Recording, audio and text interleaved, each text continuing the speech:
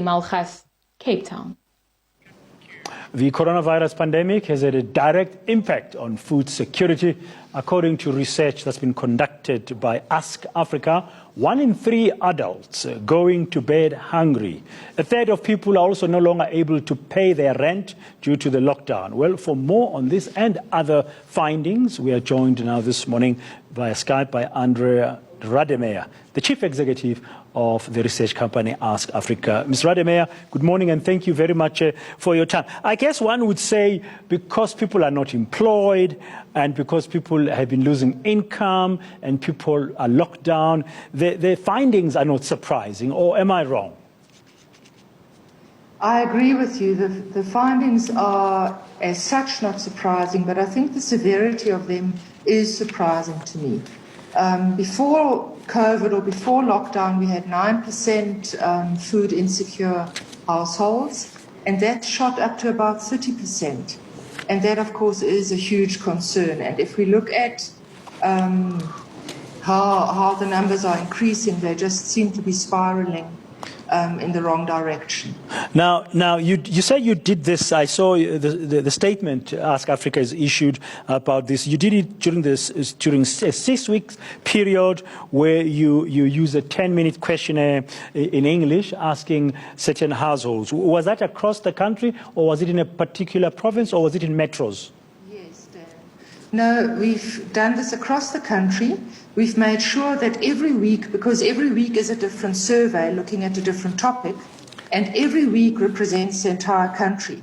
So we've been able to track how different provinces have been managing throughout lockdown per week. And there have, of course, been quite significant changes. So at the moment, Mpumalanga is really struggling. And we can look at this from various perspectives. From a financial distress perspective, where we can see Mpumalanga and Northwest are struggling the most, and hunger as well. We see Mpumalanga, Limpopo and Northwest struggling most. From an emotional perspective, it's Northwest.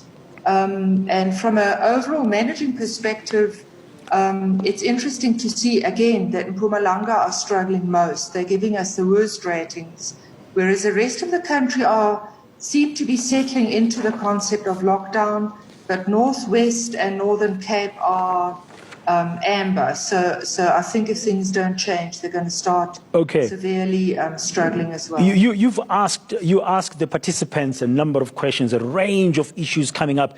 Can I start the one about schooling? Because it will be top of mind for many parents this week after the Basic Education Minister, Angie Motshekga, announced earlier this week that the schools for grade 7s and grade 12s will resume on the 1st of June. What did you find? What is the survey telling? What are parents concerned about when it comes to issues of schooling and children being at home? So it's quite a complex issue, like so many others. And if you look at all the data, it's quite clear that parents themselves are pretty torn about this, because 44% say they don't think the schools are ready to actually receive scholars, but even so, they desperately want to go back to work. But at the same time, they don't trust the childcare. So it's a host of different aspects. We also saw that only 30% of parents actually manage also teaching and making sure their kids get the schooling. So the parents are not managing with their children not being able to go to school. And in fact, 2/3 of all parents are saying this year might actually have to be repeated. They would support having the school year being repeated. And I linked that, Dan, to another question we asked. What support have parents been getting from schools? And 37% of parents said they had received no communication from their schools on how to teach their children or how to take their children through the curriculum. Now, if you consider that number alone, it's about 40% of our children that have lost 2 or 3 months of the year already. And so it's a host of concerning aspects to the whole schooling question. I guess it's not a simple one to answer. Yeah, I guess you could put it's a huge dilemma for parents who, Yes. as you said, on the one hand, they want to go back to work, and some of them have childminders, some of them don't, child care facilities, and others want them to go to school, and others are saying, but 37% of them are saying, we never received anything during the lockdown from the school. We might as well write off the school year. That's very tough indeed. Okay, let's shift back to where we started, about hunger. And how are people, what are they telling you? How are households, those that you are talking to across the country, how are they coping? How are they managing to put food on the table, those who can? So, Dan, we didn't ask them how they put food on the table, but we asked questions around that. So about half of all adults have simply reduced their number of meals and reduced the size of their meal. Now, that stands to reason that an adult would rather feed their child than themselves. But if you consider that it's half of all adults, this is a very high number. Some adults, also a third of them, just go for a whole day without food. We've also seen that 29% of children go to bed hungry. So that's a concern. There are different aspects to the food question. We also asked about food parcels.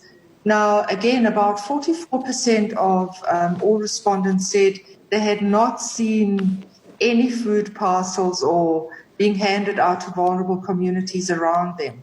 So even though huge efforts are made by government and NGOs to get food to the communities, it's still not enough.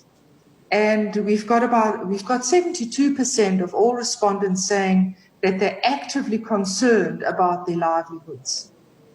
That's an enormously high number. Yeah, and I mean that will speak to a number of issues that you've also covered. And very briefly, if you could summarize under the big umbrella of fear of COVID-19, because we are stressed, we are distressed, as you've said, that's what you're finding out financially. There's a lot of anxiety about our kids going back to school and how we're going to manage. And there's unemployment is rising, and we actually don't know what the future holds. What did your survey tell you about our state of emotional well-being, the emotional health of the respondents? Did you ask them anything about that? Quite a bit, Dan, because we thought it's an aspect which has gone unnoticed thus far. And to give you a number, at the beginning of lockdown, as I told you initially, we've been measuring this on a weekly basis. So 7 weeks ago, 56% of all our citizens said they were managing. That number has dropped to 25%. It's very low. And if we look at the specific questions around anxiety and depression, a very high number of people are getting depressed and very anxious. But what concerns me when we look at the different age groups, our youth is suffering most. So the older generations, particularly the ones above 65, are actually doing very well and have a greater sense of managing, have less anxiety, less depression, but our youth is very concerned. I think it also can be taken back to the schooling, because half of all youth said they don't feel happy with the way schooling has been happening during lockdown, and they would prefer to repeat the year. When we look at, and that's the 18-year-olds, if we look at 19-year-olds, it's 2/3 that say, let's repeat this year. So the youth are very anxious about the current state of lockdown and their future. Oh, thank you very much for your time with those, sharing us those insights. That's the Chief Executive Officer of Research Council.